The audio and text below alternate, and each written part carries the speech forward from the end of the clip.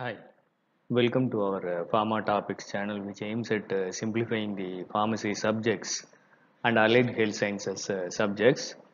Our topic of discussion is interesting. Many people have difficulties in calculating the dose to animal experimentation from the human dose or to give a human dose based on the animal dose. So let us see the dose calculation in pharmacological experiments.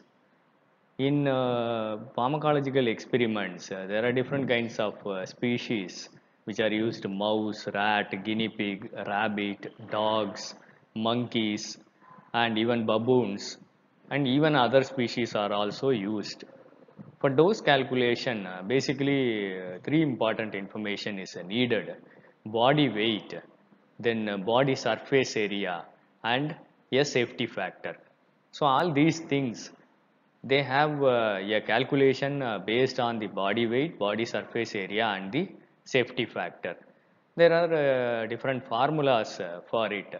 But to make the students understand how to calculate the dose, a new website has been created, DoseCal. It is by researchers who have posted it. By citing them, we can use this DoseCal calculator.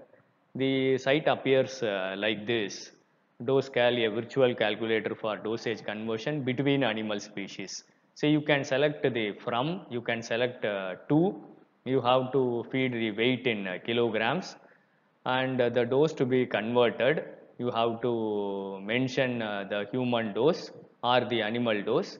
Then you can calculate mg per kg. So let us see how this works. So let us take a classical example of atorvastatin. The human dose is 10 mg per day. So the per kg, because the reference table has given 60 as the reference body weight. So I have calculated 10 by 60 as 0.17 mg per kg. Let us take a approximate example. Rat weight is approximately around 250 grams, and in kg it is 0.25 grams. So let us feed these details into the software.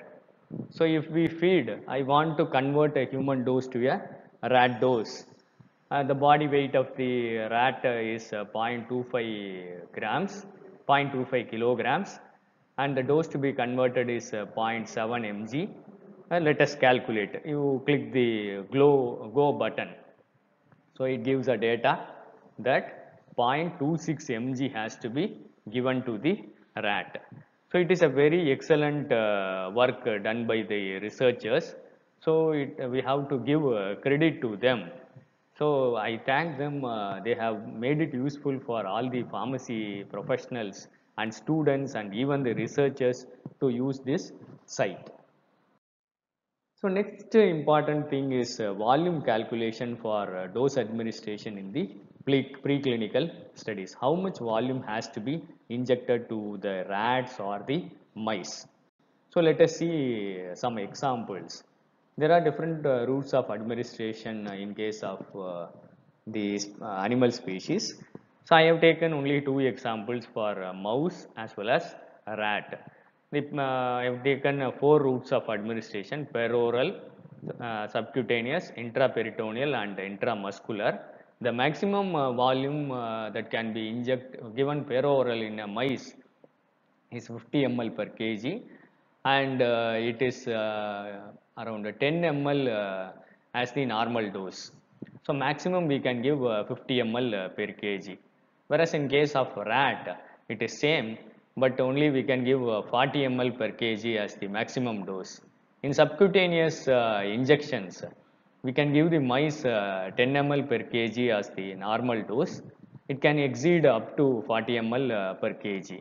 Whereas in case of rat, the normal volume that could be injected by subcutaneous injection is 5 ml per kg, which can reach up to 10 ml per kg body weight.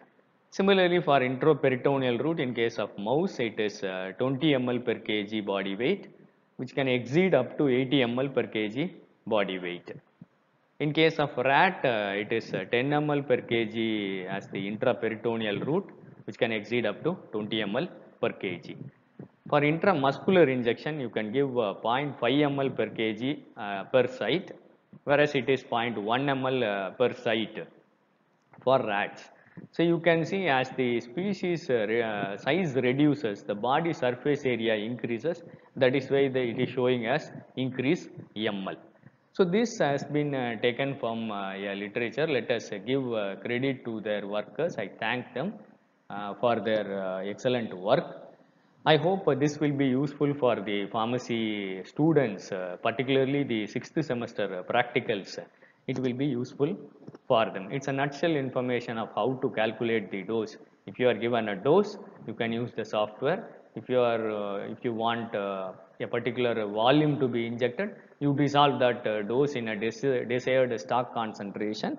Then you can go for dilutions based upon your requirements. Happy learning. Thank you for listening. Kindly share this to your friends.